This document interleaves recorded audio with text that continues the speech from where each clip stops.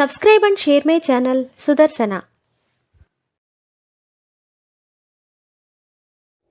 ఓం శ్రీ లక్ష్మీ నృసింహస్వామిని నమః. శ్రీ గురుభ్యో నమః. నరసింహ శతకము 26వ పద్యము.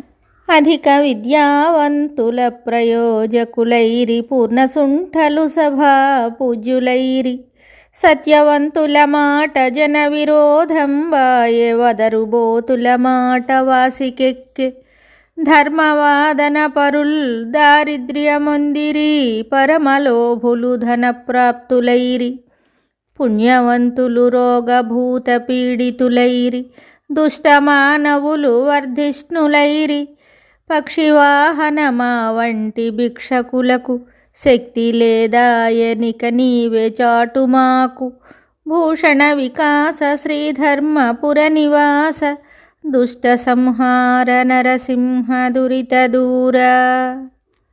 ఈ పద్యమునకు భావము: ఓ నరసింహస్వామి, విద్యాధికులు అప్రయోజకులు కాగా మూఢులు గౌరవములు అందుకుంటున్నారు. నిజం మాట్లాడడం నిష్ఠూరంగా ఉంది. కారుకూతలాడేవారు రాణిస్తున్నారు. ధర్మవాదులు దరిద్రులవుతున్నారు. లోభులు సంపన్నులవుతున్నారు.